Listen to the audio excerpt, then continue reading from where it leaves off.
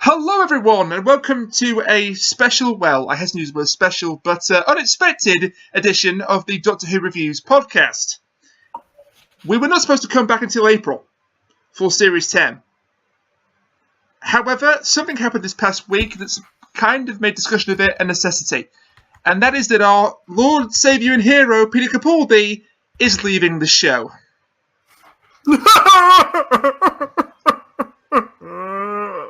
Yes, after months of speculation, Peter Capaldi announced in a radio interview of All Things on Monday night that he was not returning after Series 10 and the Christmas special.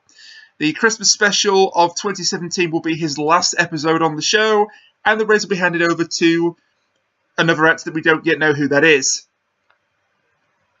And I'm therefore joined by Freezing Inferno, Kachiri and Kat to talk about Peter Capaldi and where the show might go next. Straight into a ditch. That's what people said whenever Tenet left, and then we got the best year ever. Yeah, I know. I'm getting it out of the way early, so then nobody will say it anymore, so then we can have a more optimistic approach. The voice of reason, I love it. Beautiful.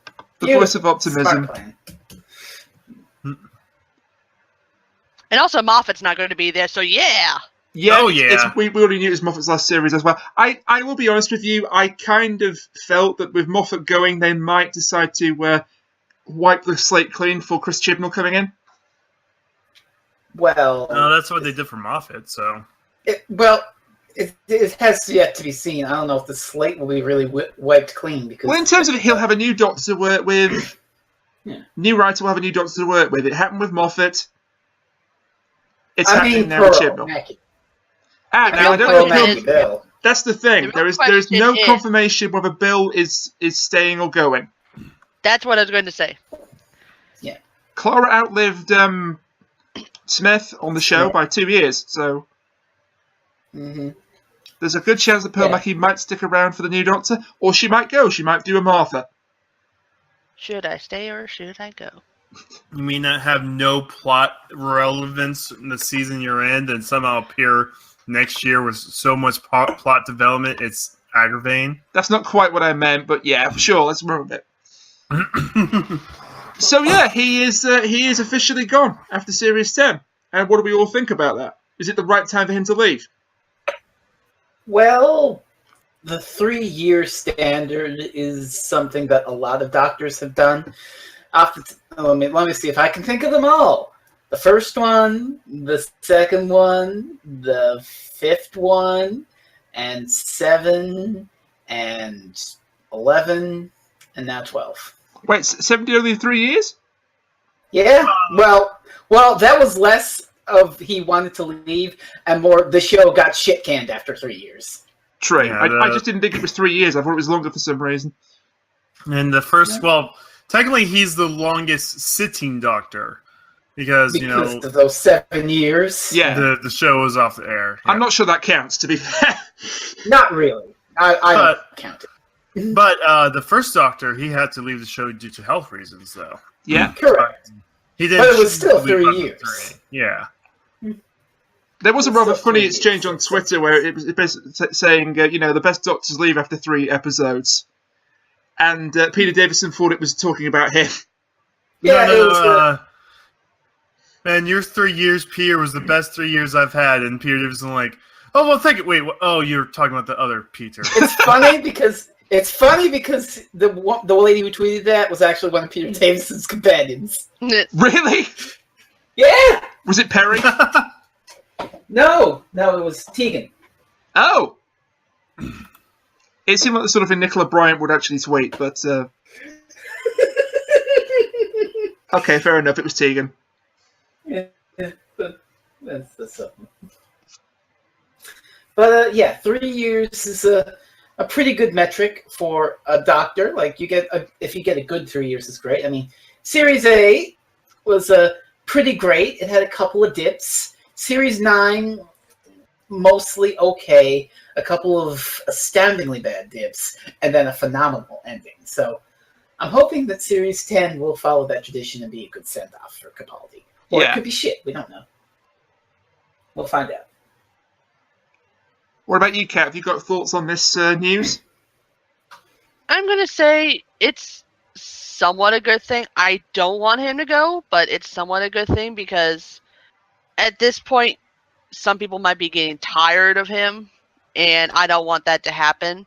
And I don't want him to be typecast as, a certain kind of character either. And that's what a lot of people have to deal with as well. Whenever they're, the Doctor, people are going to see them as the Doctor because of how big this show is. Well, to be fair, he also has Malcolm Tucker under his belt, so it's going to be a mix. Malcolm Tucker is the sweary guy from Thick of It. He's the sweary spin doctor from the Thick of It. Phenomenal character.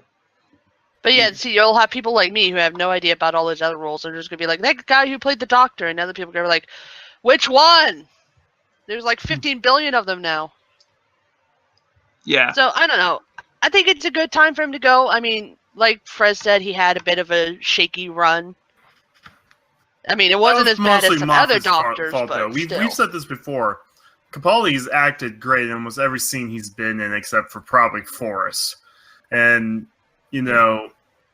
it was mostly the writing and direction that's killed most of series 8. Let's put it this way. I don't want his exit from the show to be his death. Yeah. Yeah. Because let's be fair, a lot of people have been dying lately, and he's kind of getting into that area where he's a little old. For God's sakes, we didn't mention it, but this week, John Hurt died. Oh, God, yeah. Yeah. Yeah. I mean, I was going to kind of dedicate this little thing to John Hurt, but yes. R.I.P. to John Hurt. Yeah, he was great. But yeah, I can see what Kat's saying. She doesn't want his exit to be his death. I mean, he's not that old. He's not really in that age he has range probably yet. like another 30 years in him. You never know. I mean, you never know what the future might bring. For Christ's sakes, Carrie Fisher was 60 years old, and she kicked the butt. Oh, don't. But there was a lot. There was a lot of drug use that probably took away a lot of her life back in like the 80s. I said that. Maybe. But anyway, yeah. Kat has a good point. Like everybody else is saying, he's not that old. He's only he's barely going to be 60 this year. He's like 58, 59 or something like that. He's kept in good health. So, I mean, he's probably going to live to be 90 at least. Yeah. Oh, have you ever jinxed him now? But you never know what could happen. You hear it here first. If Capaldi does not live to be 90, it's my fault. Can we not joke about that? Good job, Gary. God. Look, I am not good with people dying. Joking about it is the only fucking way I can deal with it. Okay. All the same, can we not? Let's not. But I think the reason why he's leaving, I think his motives for leaving are simple. I don't think he wants to be, not necessarily typecast, but he's still got a lot he can do in his career. Well, it's that and the fact that he's worked with Moffat. And I think, he doesn't want to, have any kind of, disagreements with the new showrunner.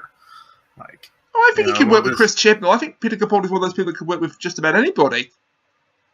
That or are they currently filming season 10? Yeah, season 10 is still being filmed. As a matter of fact, there were spoiler pictures this week. Went up Could it from be filming. that season 10 is so bad that he wants to leave as soon as he can? Oh God! I don't know about that. Can I scotch that rumor right now? There is an interview from December the 6th of last year where Capaldi says that he hasn't decided yet if he's going to stay or he's going to leave the show. Yeah, exactly. A terrible season 10 is probably convincing. No, but my point is, he wasn't saying he wasn't saying I'm probably going to stay, but there's a chance I might leave. He was saying I don't know. That to me suggests there was doubt in his mind. If the man survived Forrest, he could survive whatever the hell season 10 is. That's good. He looks so bored in every scene in that episode. He looks like he really wants to leave and go get drunk. Oh God! I can't say I blame him. But I will miss him. I will miss him. He's been my favourite Doctor since David Tennant. Well, wait, you had two choices. Because what I'm trying to say is I don't... Matt Smith was alright. He had moments where he was phenomenal, but he also had moments where he was a bit off. The third movie is my favourite movie since the first I've just realised that's a stupid thing to say, yes, but we'll leave it in there.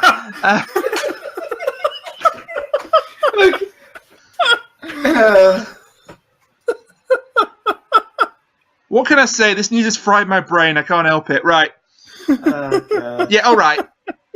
When David Tennant left, I wasn't keen on Matt Smith taking over. He sort of won me over, but he still didn't completely win me over. When Peter Capaldi took over from Matt Smith, I was completely won over within a few episodes. That's the difference. Well, here's my experience, if I may. Okay? Tennant to Smith, I was unsure. But within like 10 minutes of the 11th hour, I was like, yeah, there we go. And then with the rooftop scene, I was like, yeah! That rooftop scene is probably one of the best scenes in Doctor Who, like New Who. Capaldi, it took a while for me. Deep Breath didn't really sell me on him, and for the first time I was really wrestling with, oh my god, there's a new Doctor and I don't really like it. What's going on here? And it took me until, like, I want to say listen for me to really, really get into Capaldi. But once I did, holy shit, did I ever. Mm. And Mine was a little more shallow. From on. Eccleston to Tennant, it was like, oh, thank God, he got rid of the ears. Then from Tennant to Smith, it was like, where are his eyebrows? And then from Smith to Capaldi, it's like, why the fuck are they in a dinosaur? And also, I thought you were going to say some... He went from where are his eyebrows to he has too many eyebrows. Yeah, I was about to say, Cat. He has too much That eyebrows. would have been Cat's Oh no, reaction. by that point, I was so used to not seeing eyebrows, it was like, oh, eyebrows, okay, fine, yay. How did you not notice that when he says you can take bottle tops off with these? No. Here, the thing about the eyebrows is they're the only eyebrows in the world that simultaneously made like 1 million fans scream in shock. Oh my god, they're the 50th Doctor. anniversary. Literally, I remember being eyebrows. there, like, I had two people who've never seen Doctor Who before. Like, I told them, just watch a little bit of Doctor Who before we went to go see the 50th anniversary. The second the eyebrows happened, I got poked on both sides of me. So, why is everyone freaking out? That's after. Yeah. No, don't worry about it. I don't think the footage exists online anymore. I believe it was taken down, so you just have to take my word on this. But there was footage of a cinema. I can't remember where the cinema was, of the 50th anniversary special being aired there. And the 5 seconds that his eyebrows show up, everyone just goes absolutely mental. I mean, yeah, you can look up any reaction video to the entire scene of that and see like all audio. 13. It's And like, the what, a eyebrows- 2-second shot of his eyebrows. We went off track about his eyebrows, but that's the power that Peter Capaldi had. His goddamn eyebrows were enough to send fandom into a frenzy. But the point I was trying to make is this. I think he was the right Doctor for the right time. Yeah. Some people loved the Matt Smith era, some people didn't. He's what a lot of people refer to as a Marmite Doctor. Mm-hmm. Plus, it weeded out all the girls who were just there to see what hot guy was going to be the next Doctor. I think with Capaldi, I think most people appreciate that he was a fantastic Doctor. It's just that sometimes he was better than the scripting. Oh, Sometimes. Sometimes the scripting was on par to match his performance, but sometimes he had to really reach deep down and pull it out the fire, and he did. See, the way I see it, I don't know if I ever have. If I have on one of these podcasts, feel free to call me out and say I'm full of shit. I've never had a problem with Capaldi's acting. It's always been something around him. So Capaldi has been on. No, I said that earlier this episode. I don't think there's, because we've done nothing but, like, even if the episode was bad, we did nothing but praise Capaldi. Like, if the episode was shit, the exception you said is Forrest. Yeah, Forrest was the one because he's on honestly autopilot. bored. Forrest. Yeah, he was bored out of his mind. Like, yeah, and I don't blame him for that. Yeah, here he is, like, freaking out about something. Like, he's supposed to act like he's freaking out, but the look on his eyes, like, oh my god, what the fuck am I saying? It's like all his other freakouts, even if they're like completely silly, you can see he's really trying his best. And that one, it's just like, why the fuck would you even try? If I can get all classic Who for a moment, there's a second Doctor story Fred's called getting Dominators. classic Who? What? Oh my god! Let me surprised. What? Holy shit! There's a second Doctor story called The Dominators, and it's shit. But it's shit in a way that you can visibly see Patrick Troughton giving up on the series. Oh. I almost need to go watch that now just to see that happening. That sounds amazing. Rainiac, I swear to God, the climax is and I'm nicking this from Phil Sanders, right? The climax is basically the part of the Batman 1966 movie where some days you just can't get rid of a bomb, where he's running around a quarry with a bomb over his head. It's like, I gotta dump this somewhere. I swear to Jesus. Oh my God, yeah. Is this while it was still classed as an educational show? No, they got rid of that like before. What's his name left? Before William Hartnell. Okay, so they have no excuse. Yeah, it's not educational at all. It's just like I think like halfway through the second year they realized they were getting more viewers on like the Alien episodes and where the Doctor had to outwit other aliens and stuff like that. So they decided to focus primarily on that. If you want like a take on that, because of course a lot of the episodes are now sadly missing in action. Yeah. The documentary they did for the 50th anniversary, the docudrama, An Adventure in Time and Space. Mm. That was brilliant, and that really gives you a good insight into how the early years of the show went. This reminds me, and I'm going to go off on a slight tangent. I think it was Netflix that did this. They had a whole bunch of classic Doctor Who episodes. Was it Netflix that did that? They got rid of them. I was so pissed because I went the other day to go show them to my brothers who are actually really interested. And they want to see more Tom Baker, too, so I'm going to have to ask you for that shit, for that, Frez. Well, Netflix have got to make room for the first two series of Lucha Underground somehow. Oh, Jesus. But it pissed me off because I went looking for it and they didn't have anything. I'll hook you up later, Kat, but I just wanted to say, if the Dominators was in Patrick Troughton's final season, and that's where he gives up, I have to wonder if your theory was correct and season 10 is so bad it made him want to quit. So let's just keep our eyes peeled and see if we can spot the moment that Peter Capaldi loses the will to be Doctor Who. What, the F this I'm out moment? Yeah, just the moment, like that old Simpsons guy. You can pinpoint the second his heart breaks. Oh, God. I mean, you bring up a good point, though. It's going to be very strange, because when Smith announced his departure, there was only the 50th anniversary and Time of the Doctor, which we didn't know the title of at the time, to come. Yeah. With Capaldi, there's a whole series! And a Christmas special. Brief me again. With Tennant, was it the year specials when we knew he was gone? Like after that? Tennant announced it either before or after the Waters of Mars. Before or after? It would have been before. It was before because he took the specials off. He took a year with the specials off to work on Hamlet on stage. Yeah. Mm-hmm. And then it was announced, by the way, he's leaving at the end of the year. Okay, here's my analogy. Way the fuck back when the new series started, right around when the second episode came out, it leaked that Eccleston was done. So that painted that whole series and thing. Of course, me watching here in Canada, I didn't know shit about Doctor Who. I didn't know that. So here I am watching Parting of the Ways, and all of a sudden, what the fucking... He exploded, and Barcelona... What? What the fuck is this? So that's my reaction to that.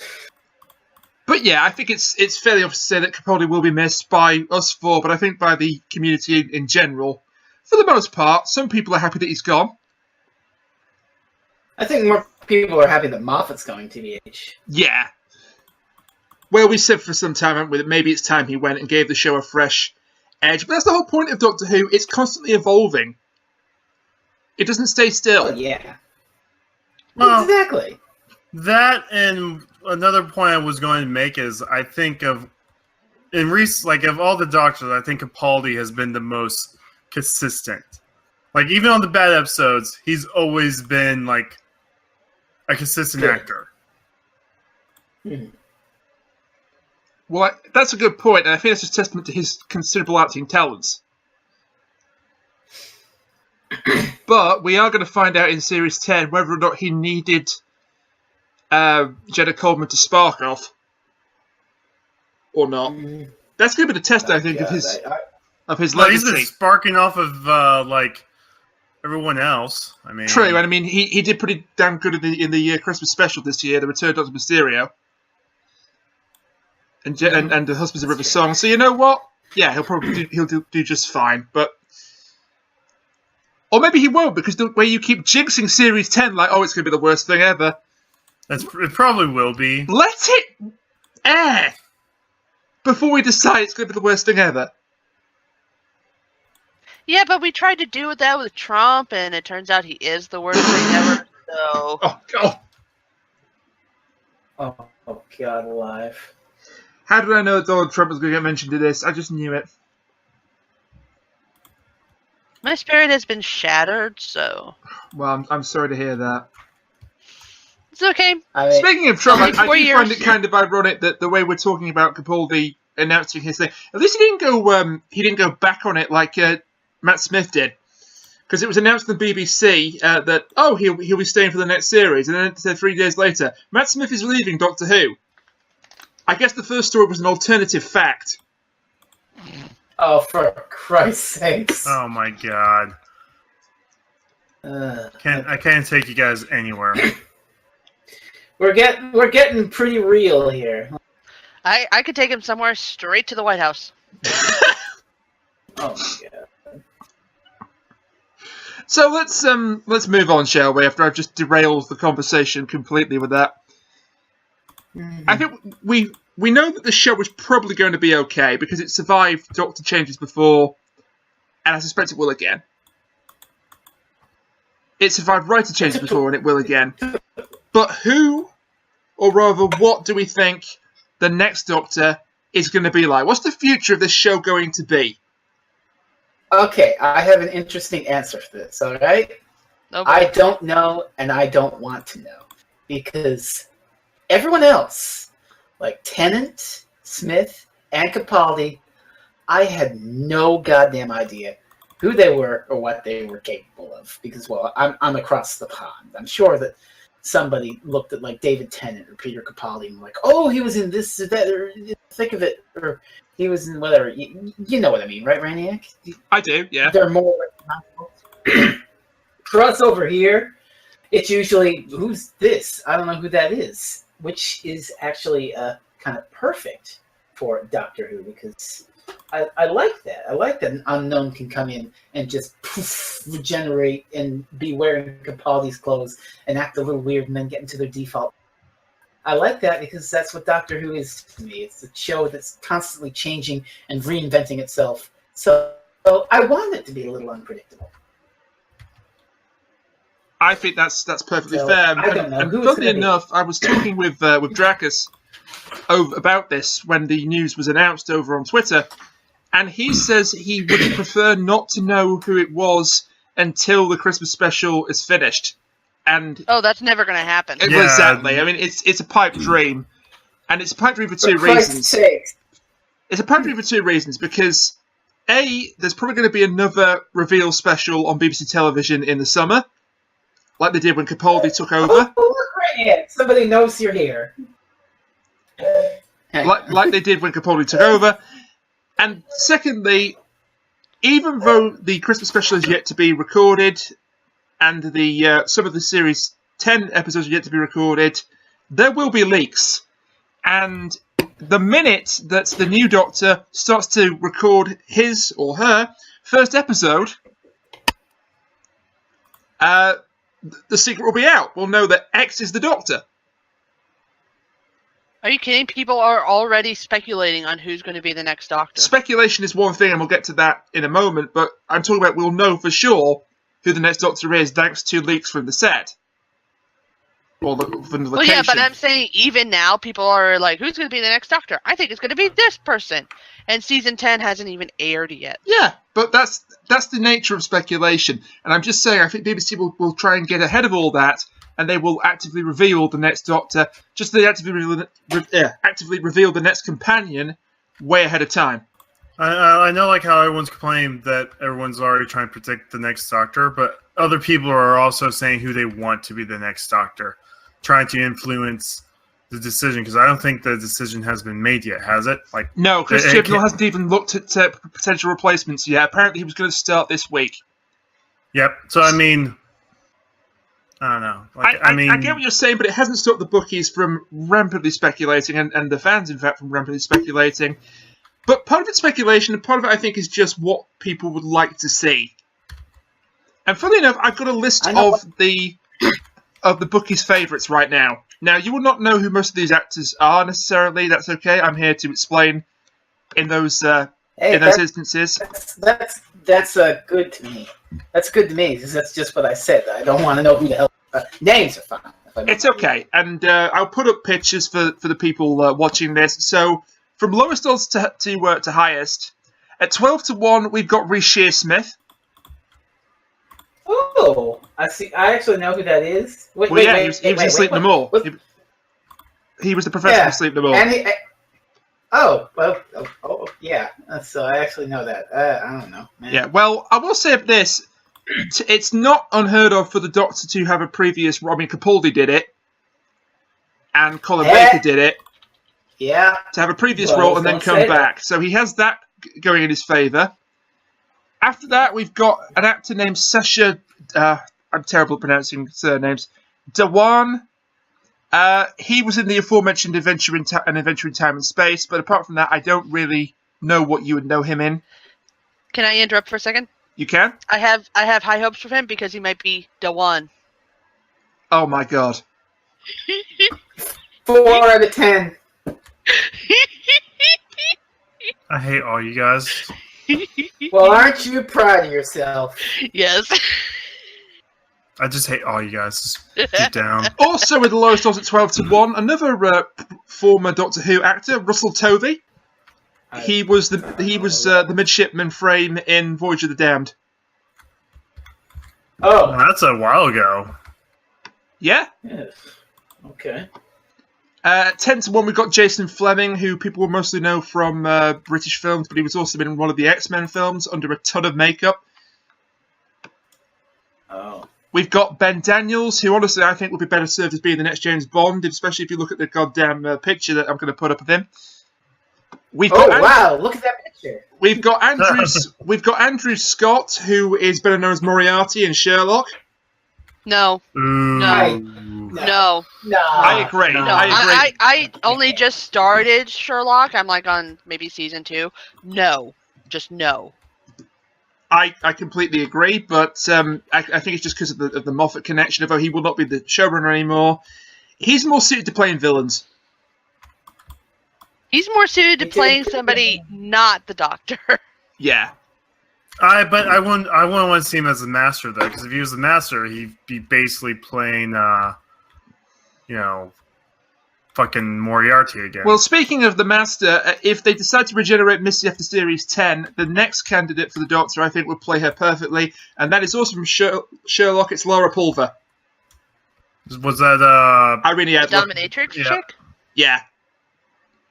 Maybe. The best part of Sherlock Series 2. Yes. Possibly the best part of Sherlock, period. Yeah. I would love to I'll see get her. back to you on that. I would love to see her in the role, but who knows? There's also the whole thing, are we going to cast a woman or not? James Norton is also at 9-1. You won't know who that is, but British viewers will know because he's been in a lot of things recently. Rupert Grint is on this list. Oh, I would He love could to see finally What? be Ginger. I would love Rupert Okay. Grint. I didn't know Rupert Okay. Grint was on this list. Holy shit! Rory Kinnear, again, that's a name familiar to British people, but not to you guys. It sounds familiar to me. Olivia Colman from The 11th Hour. She played the mother that Prisoner Zero took the guise of. Oh yeah, With the two And then children. other stuff too. Yeah, great choice, but again, she may be far too busy. Richard Ayoade. Oh God, no, I know please, him. please no. but no. Who? Moss. Comedian. Moss from IT Crowd. He's sort of one of those dry comedians who uses a lot of fancy words in order to make people laugh. I can see why he's on the list. At the same time, please God, no. And Yeah, the bookie's favourite right now, with the odds of 6-1, is Ben Whishaw. Who was, I think he was Q in... He was indeed Q. Yeah, Oh. he was in Casino Oh. Royale and all that. He was in Yeah. Skyfall and Spectre, yes. That would be okay. I can see it. I can see it, but here's the thing. I know I've kind of just listed the bookies, and also we'll add to that, a lot of people are saying, well, Idris Elba should be the Doctor. No. So, but, no, I think we're going about this the wrong way, however. I don't think we should be saying that we want X actor as the Doctor, or X actor is going to be the Doctor. I think we need to look at the personality and the appearance. Well, we want I can tell you someone this much. that's like drastically different from, you know. I'll just bring I up was about to the say every elephant in the room. doctor Do we is think we're sort going to of get a a coloured reaction. Doctor? What? Do we think we're going to get a coloured What? Doctor? I'd say we probably get a lady first. You think we get a lady before a person of colour? I think we'll get a person of color before a lady. That's interesting. No. And I'm going to say something that's going to make you sound like a I callous hope one bastard. of us is right. I'm going to say something that makes me sound like a callous bastard. But I don't. You know what really... I would like to see? A Mexican Doctor. But Just to like really hey, throw you should people watch off. Enemy. A British Mexican You should Doctor. watch the Enemy of the. Hey, I know exactly what you should watch if you want to see an old Second Doctor story called "The Enemy of the World." It's pretty great. Brainiac's in news. It's pretty great.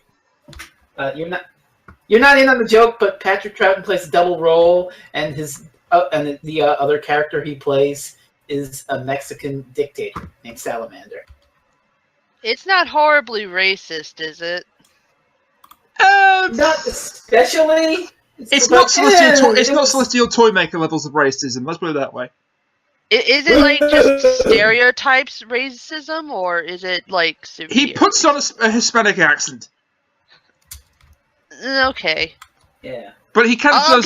give it a fair chance. To be fair, if he's playing a Mexican, he's kind of expected to put on a Hispanic accent. Yeah. Also, it was the '60s, so there were. That's the thing that always gets me with these things. It's like, you have these people available. Put them in the roles. Yeah. I mean, Exactly. there was this one lady, I forget her name. It's Mia something, I want to say. She's like from the Ukraine. Is she the one that And played they- Alice in Wonderland? No. I'll find a picture of her Milia later. Jojovic? Yeah, no. Wait, yes? That was a what's her name from Mia Kunis. Disney- The Fifth Element. Oh, Mila Kunis, Kunis. right? Yeah. Yes, From that she's from the 70s show? Ukraine. And they made her play a Mexican. Oh. She like came specifically to get a role as someone from the Ukraine, and she's Jewish, so it was like a Jewish Ukrainian. And they're like, "No, you're gonna play a Mexican." It's like, Madness. why? But here's the thing. I don't actually care necessarily who gets the role, as long as they can play the part well. And as long as they put their own stamp on it. If they just come over there to be the next Peter Capaldi, I'm not interested. If they want to just do another Matt Smith, I'm not interested. They've got to be their own man or woman in the role. Yeah, It's like, here's- with the Doctor, there are some set things that you have to have. Like, they have to act like they're smarter than everybody else. Or at least they have to act smart. They're kind of eccentric. They're always kind of eccentric in some way. Yeah. They like adventure. So those are like the things that every one of the actors are going to probably have, but they also have to have their own spin on it. Yeah, those are the constants, but apart from that, everything else is flexible. And that's the beauty, I think, Here's of the the thing, concept though, of regeneration, is that it allows you to refresh the Can I- character and give them a completely different personality. Can I fire a point out real quick here? You can? Sure. Broadly speaking, every Doctor has been sort of a reaction to the previous one. So, for example, you got someone like Tom Baker, he's a bit of a bombastic personality, and then you went to Peter Davison, who was sort of more reserved and nice and whatnot. And then people thought, oh, he's just a big, nice softy, and so we're going to go with Colin Baker, and he's going to be all brash and arrogant, whatnot. So I'm expecting, since Capaldi was kind of abrasive and, really sort of playing up the alien, not uncaring thing, we're probably going to get somebody who's a little more compassionate in a lot of ways, outwardly compassionate. I mean, Capaldi did have compassion, but... I think all you've got to do to prove that true is that you've got to just look at each time the role has changed hands. even in the Exactly. modern era.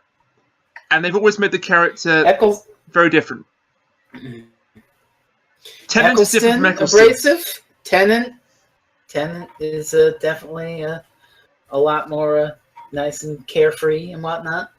And that led way to Matt Smith. And then, so you see what I mean. So Yeah. I think the 13th Doctor is going to be kind of a nicer, softer personality, which will hopefully be a good fit for whoever is playing the character. I would like to see a mixture. I will say, if they are going to go for the nicer, more compassionate, if they fucking cast a woman in that role, I'm going to be pissed off. Okay. That's, yeah, that would be something, huh? I'm going to have to reopen the can of worms here, but I would not mind if it was a woman. I know. Unfortunately, it just screamed in horror and recoiled and made the sign of the cross, but I would not mind if it was a woman. As long as she can play the Doctor effectively. Yeah, I wouldn't mind if it was a woman. I'd just be annoyed because they'd be typecasting women again. I'm not saying that the next Doctor has to be a woman. I'm saying that if it is a woman, fair enough. If the showrunners think this woman is better than any of the men we've auditioned for this particular role that we have in mind, she should get the part. Simple as that. The deathly silence tells me that I've hit a nerve here. No, you're right. Oh, yeah. Yeah, but It's like, it doesn't matter what gender they are, male, female, Apache attack helicopter. It doesn't matter what race they are. As long as they, do the part well, who gives a fuck? Do you have to mention that attack helicopter once every episode now? Is that like the thing we're doing? That's the second time in a row we've done that. Is this a bit we're doing now? All gingers must be represented on the show. We cannot be discriminative. Did you say genders or gingers? Gingers. I You heard said gingers. Both. Yeah. Did you say this? Gingers too. Gingers have a place in the Hang show on. as well. Did you just answer that question with two answers with a yes? It's like, did you say gingers or genders? Yes. Love of God. What else we got, Rainiac? I think that's pretty much it. But the point is this: the future of the show is up in the air, but that's not necessarily a bad thing. And I think people are writing off the show far too soon. I mean, even we are guilty of doing it, saying, "Oh, Series 10 is not shaping up to be that good." It could be amazing. Yeah, Kachiri. But didn't we list off all the episodes in next season? And apparently that we knew of then. But by the time we recorded that, 3 more have been released. Yeah, we know that Peter Harness is developing a 2-parter with Stephen Moffat. We know that Mark Gatiss is bringing back the Ice Warriors in some form for his episode, and is it Rona Munro? Yep. Who wrote Survival is doing an episode, and that's going to be fantastic. Survival is a very good episode, but she's also had a big career since then, because Survival was in 1989. So. Oh, she's kept her hand in. She's kept her hand in when it comes to writing. Yeah, so her writing style's probably evolved ages beyond that. So I don't know if I would really take Survival as an example of what she could do for the show. There's one more person.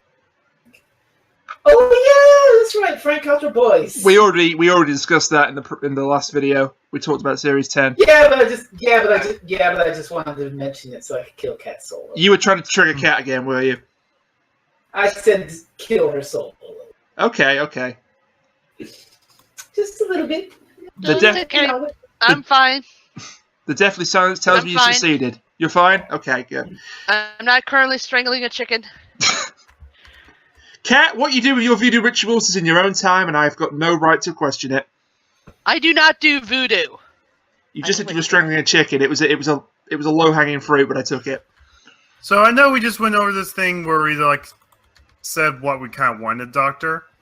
Who would be your guys' perfect choice of the next Doctor? Like I said, I don't have one because I want. But I'm going to put you guys on the spot. Any okay, actor... on the spot, I can answer that on the spot. If I had to pick one person to play the next Doctor, Laura Pulver. It's not going to happen, but that would be my ideal choice, because she's completely different to Peter Capaldi, and I think she's a fantastic actress, and she would take the show in a new direction. Well, you can't. I don't have like a pick in mind, but what I would like is somebody that we haven't heard of, or at least is low enough that they're not well known. Like someone who's a not the main character, but one of the side characters in something. And who would be your ideal pick, Kachiri? Bruce Campbell. Wow. Left field, but I like it. Never going to happen, but I like it. Yeah. No, I completely understand. Like, my pick would never be going to happen, but, like, Bruce Campbell is just about the most exact opposite of Capaldi you could possibly get. No, I respect that. I respect that a lot. Who knows? Maybe you've just got the next scoop. Here's what I want. Here's what I want from that now. Bruce Campbell versus the Eric Roberts Master. Oh God! they just bring him back. Just the hammiest goddamn schlock in the universe. I'm just imagining that the scene at spoilers, the scene at the end of Army of Darkness. I slept too long. Okay. Bark. Oh man, have you guys seen we're going off topic now. Probably should not bring up Ash versus Evil Dead, but damn, that's a good show.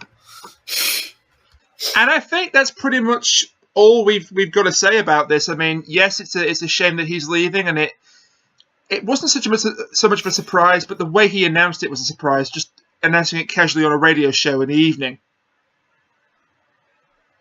That was really the only surprise about it, but like I said, the show's going to continue, and I think it'll be just fine in new hands with Chris Chibnall and insert lead actor here. Insert Bruce Campbell here. Insert lead actor here, taking it into the next era. And I mean, people were saying, oh, it'll never be the same when Matt Smith left, and then Peter Capaldi came in and he was fine. And people were saying, oh, it won't be the same when Tennant left, and the show still kept ticking over. It got to the 50th anniversary. After only 16 years of nothing. True, but I'm just wondering how long it'll take them, how long they'll keep this running until they decide, okay, time to reboot the entire series. All I'm saying... Every time someone brings that up, they're like, no.